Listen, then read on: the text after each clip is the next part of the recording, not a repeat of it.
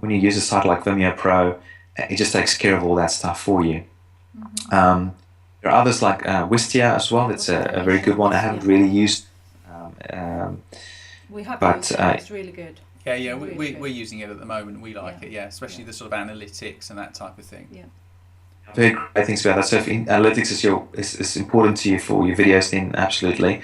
Of course, Vidler is another one as well. I guess those are, in my mind, the top three in terms of other than Amazon S3 to try and host your videos in a more professional way. Okay. And what about video and social media? Do you use it for other social media platforms apart from YouTube, Facebook? Yeah, well, I have my videos on YouTube, but I would sometimes post them on Facebook. I'm not a big Facebook person. If you look at my Facebook following, it's tiny, but it's purely because I haven't spent a lot of time there. Yeah. But I do know that it is definitely a valid strategy for a lot of people. Some friends of mine in the wellness industry used Facebook for a launch earlier this year, and they did a wonderful job. And they released a DVD. They had some video content as well that they had up on YouTube and posted on Facebook.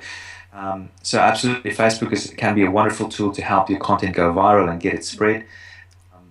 With all of these things, though, I think and I'm sure you guys will agree, you use these things for getting attention and for building traffic, but it's really, really important that you build your own business asset that you actually own, that no one can take away from you. And for me, that's in the form of my websites, all my website assets, but very importantly, my own email database.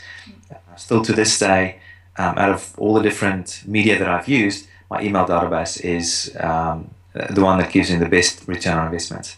Yeah. Okay, I mean that's I was just going to touch on that particular point. So let's say we're starting to get some video traffic.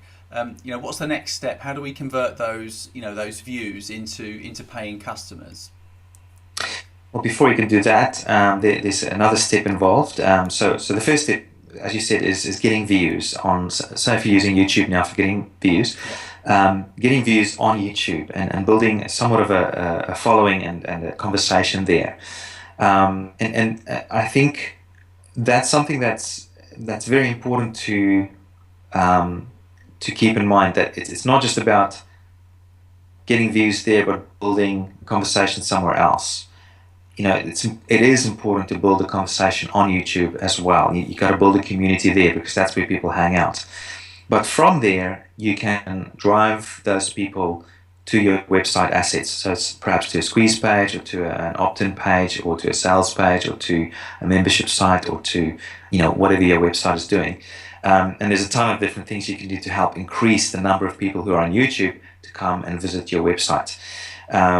So it's a range of conversion stages. The first conversion is from just random people or your target audience actually watching your videos. There's things you can get more views, and then there are things you can do to get more traffic to your site, and then of course there are things you can do to get more people to opt in to your database, to your autoresponder, and then there are things you can do to get those people to buy more of your products and services. So you've got these different conversion rates for each of these different stages.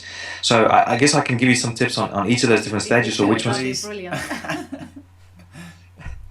Okay, so if we look at the views, the first thing to think about on YouTube is to make sure that your videos are findable. That people can actually find them when either they search for it, or when it's recommended by others, or when it's suggested by the YouTube algorithm. And a couple of things you can do there. There's three optimization types of things you can do. The first one is, I guess, what you could call on-page optimization. And that's really just making sure you're getting the right sort of keywords in your title, description, and also your tags for your videos. So one easy way to try and figure out what those keywords might be is to ask yourself the question, what kind of words or keywords people type into Google or the YouTube search function to try and find your video. and then you use those words. You use those words inside your title, description, and tags. There's a ton of other things you can do to come up with other keywords as well, but that's one way. So instead of leaving it as sort of video1.mp4, but you know, because people do that. Optimize it. So just make sure that you optimize the title in at the Absolutely. And include your keywords. Exactly. And if you're new to the game, I mean, YouTube is just another search engine. It's Exactly. the sixth search engine, right? So if you play their game, then they will serve you much better. So make sure you've got your keywords in there that you want to rank for. That's just the beginning. The step before that is to make sure that you actually have great content that your target audience will respond to. You know, the stuff that they would actually like, and that they would want to share with their friends. That's very, very important. But then, you know, if that's a given, make sure you're optimized well for your keywords. So that's on-page optimization. The next thing is sort of an in-between thing, and that is the other factors that help rank your videos. And traditionally, in the old days, it was a heavy weighting on the number of views. That's fallen away now. That's not such a big deal anymore. So views are important, but not as important anymore. What's becoming a lot more important now is the interaction that you have, or that people have with your video on YouTube. And that's why I said, you know, you've got to build a conversation there and build a following on YouTube, because eventually that helps your videos rank better in both YouTube and Google as well. So things you got to look at is, you know, getting more likes on your videos, for example. So that comes back to having great content, you know, that people will naturally want to like. But you can also ask people to like your videos, and there's a few little things you can do, like running competitions to get more likes and that sort of thing. Comments, getting you know, great comments, whether positive or negative, you know, it doesn't matter all that much. It's the number of comments that are important and building that conversation, because, you know, YouTube wants to know that your video content is relevant, and that's one of the things they look at, that people leave relevant comments for your videos. Getting videos shared on the social networks like Facebook, Twitter, and Google Plus. Very important, because of course YouTube's owned by YouTube's owned by Google. So Google Plus thing's just going to get bigger and bigger. So sharing on the social networks. What are some of the other things? So we've got comments, likes, sharing on Facebook. Another one that's huge, and this starts tying into the third area, which is backlinking sort of stuff. But the other one is getting your videos embedded on other popular websites. Yes. And there are things you can do to help encourage people to do that. But once again, if you have great relevant content, people will naturally start embedding your video on their sites. One strategy that I've been using is to always, once I've uploaded my video, embed it on my own site straight away, on my own video blog. And you know, that video blog has a page rank, I can't remember, 4 or 5. It's an authority site, so immediately I get a very high quality backlink. See, when you embed a video, it's essentially like creating a backlink to your video. I get a very, very high quality backlink straight to my video on YouTube, which then tells YouTube, hey, someone has linked back to this video using an embed, and that means it must be a relevant video, so we'll serve it higher up in the search engine. And I guess that leads into the third area of optimization, which is getting more links back to your videos and also your YouTube channel. You've got to be careful there, you know, with all the updates going around. You know, don't try and fake the system. You know, get real people and real websites to link back to your channel and to your videos. That's absolutely very important. Once again, if you have the first step right, which is creating great content, that sort of thing will happen automatically. But you know, when you combine those 3 things or 4 things, you know, great content with on-page optimization, with these, you know, the getting people to interact with your videos, and the off-page optimization, like getting backlinks into your videos. You have all those 3 things together, 4 things together, and you compare that to someone else who you're competing with, and they're not. You're just going to totally blow them out of the water. So those are some key things you can do for getting more views. I'll give you one more strategy that's just absolutely huge, and that is the collaboration one that works extremely well on YouTube. And this is basically where you find other YouTubers within your niche or related niches and do things with them, do little projects with them. To give you an example, in the Magic Niche, what we did was we interviewed some people in the Magic Niche. One of the guys we interviewed had a YouTube following of about 30,000 people at the time. We did the interview with him. He uploaded that same video to his own channel and linked back to our channel with an annotation. So that instantly gave us an audience of, we were just beginning then, it instantly gave us an audience of 30,000 people that we were exposed to, which was just brilliant. And what's more is that channel now has, I think, 170,000 subscribers on it. So, but our video is still on that channel. So all these other new people that's joined has had the opportunity to watch that video and then to come and visit our channel, which is, that's a big deal. Yeah. So you can imagine if you do that with a number of YouTubers with a decent following, you can build your own YouTube following in no time.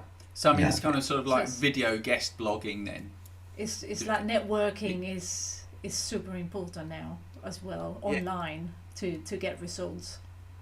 Absolutely. And it's so easy on YouTube, to try and find relevant content producers in your area. Yeah. You just go on YouTube and search for them, with the keywords that relate to your industry. It is just so easy. And a lot of these people are very open to collaborations, because when you do a collaboration, it's a two-way thing. It's not just you getting access to their audience, but it's also them getting access to your audience and the future audience that you're building. And especially if you can present it in such a way that you could say, look, I'm doing a range of collaborations with lots of other people. So if you get in early now already, you'll have the benefit of, the growth that I'll be having over the next few months or year, however long. That's one way to get people on board with doing collaboration with you. So that's all views, really. All of that is just helping you get more views. And I think YouTube is a fantastic place for being able to do that. The next stage is to turn those views into traffic to your site. And some simple things you can do there is simply just to tell people to visit your site. Yeah. I often do. I haven't done it recently as much, but often what I used to do would be just to, at the end of my video, have a little clip that plays that shows people a free resource, like my ebook, for example, or my report, that they can get and download for free. All they've got to do is go and visit my site. That has worked really, really well. So asking people, having a call to action at your videos. You can also have your link inside your videos, so not just as an annotation, but also when you do the editing, you can have the address of your website address somewhere in your video. Yep. You can also, for older videos, use annotations on your existing YouTube videos to have a slight call to action there, maybe with your website address. That's something that works very well too. And of course, very importantly, inside your description area for your video on YouTube, have your link there. That's a clickable link that directs people back to your site. There's probably quite a few other things you can do as well. One strategy that I've seen people use very well too is they might only have they might have two parts to the video. The first part they upload to YouTube, and for the second part they have to go to the website to go and watch or opt in for. That's a cheeky one. Yeah, I like that. But I can imagine that it would work really well. So that's getting people to your site. And I'm not sure if you want me to talk about conversion strategy for getting more opt-ins and more sales. I guess that. Brilliant. Yeah. All right. So once they're on your site, once you've got them from YouTube and they've come to your site, what do you do with that traffic? And in my case, it's very important that I grab people's contact details, because if they just come to your site and then leave again, you don't have an opportunity again to communicate with them and tell them about other products and services that you might have. So for me, it's absolutely critical to build the email database as soon as they get to the site. And so often I'd send people to a squeeze page where they can, get access to some more free information, but they have to give me their email address at least to be able to go on to the next stage. So the sort of things I give away are, free reports. I have a video course as well that people can get access to at no charge. Sometimes it's webinars. What else? The software thing I'm just getting into now. but any kind of thing that you can give away that would just blow people away. They just go, wow, I can't believe I got this for free. It's amazing. That's the sort of thing that'll really help to increase the conversion rate of people opting in for those free resources. So they find you on YouTube. They see this free stuff. They find the link below the video. They're taken to your website. They see more of you. There's an opt-in, that says basically, in exchange for your email address, I will now provide you with more valuable content. So you're building the trust all of the time. Absolutely, and you'll find when you start using video in a big way, by the time people get to your site, they already feel like they know, like, and trust you. Yeah. And so your conversion rates for getting those opt-ins are going to naturally be much higher as a result of that. And so you're already starting with an advantage by using traffic from YouTube, because like we talked about before, people, they see you and they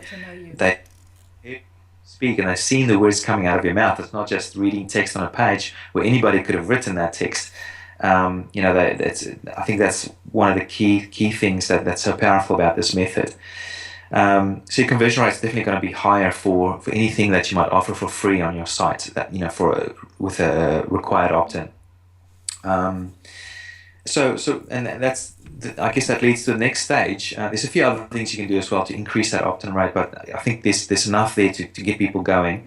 From there, once you have people absorbing and consuming your free information, then it's just a matter of really introducing them to your products and services, in a almost like a, hey, by the way, I have this cool product that can help you even further, or help save you even more money, or help you do this even faster. So there's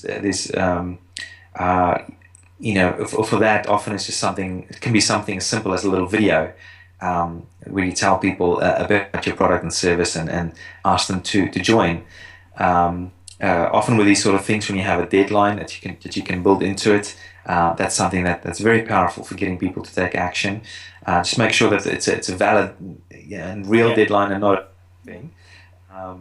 And for that, maybe you need to have promotions from time to time. You can't have having a deadline implies that it's not it moves. You can't have a deadline from last week is not valid this coming week, right? So you think about maybe regular promotions that you can have, so that you can have a deadline built into it to help increase that conversion rate. A great book on helping you influence and getting people to take action is something like anything from Robert Cialdini, Dr. Robert Cialdini, Influence. That's the book he wrote. That's his most popular book he wrote. It's a fantastic book. Anything from Dan O'Reilly on probably his most popular book is the one on Predictably Irrational. There's another book I'm reading which is more bigger picture about influence. It's called Influencer, and there's a bunch of different authors for that, scientists, social scientists who've come together and wrote this book. It's an amazing book. It's called Influencer. It's got a tagline as well, I can't remember, but you read those 3 books, they'll give you a ton of ideas for helping you get better influence and getting people to take action, because that's really what it's about, getting to take action, whether it's to visit your website, whether it's to opt in for your free stuff, or whether it's to join your course, or join your hosting service, or buying whatever product or service from you. All those strategies and thinking help you get people to action. Yeah. All right. Okay. Well, we'll get those links and put them in the transcript of the blog post. That'd be really interesting to get those. Definitely. We're big readers. We're always reading something or listening to something. I haven't read the books from Cialdini and Dan O'Reilly, or even the influencer one as well. I think they'll just blow your mind. They're extremely powerful ideas in there, and and in saying that also, you've got to look at these strategies as they're so powerful. It's a two-edged sword. There's an ethical way of using them, and there's also a non-ethical way of using them. And what I've seen over the years, the people who use them in a non-ethical way they get found out, and they don't last very long. So if there's people out there watching this, I'm not sure they would be, but thinking that there's you can sort of trick people into doing stuff for you, think again, because it's not about tricking people. It's about providing amazing value for people and encouraging them to join you on your quest for success and making the world a better place. And so when you use these sort of strategies in a really ethical way, it comes back to you in a positive way too. So I think that's just something to keep in mind when you read that information. I mean, there's a point that you made just a couple of minutes ago. You said it's about getting people to know, like, and trust you, and I think that's really, really important. As you say, if you try to game it, if you just try to push the boundaries, people get wise to that. Yeah, I mean, people can pick it up really quickly. Maybe you can sort of fake it for a short while, but I mean, it's been so interesting in this industry to just see people come and go, and the people who stick are the ones who provide real value and have a real interest in essentially making the world a better place by providing their initial target audience with amazing information and tools to make their lives better. So those guys last, and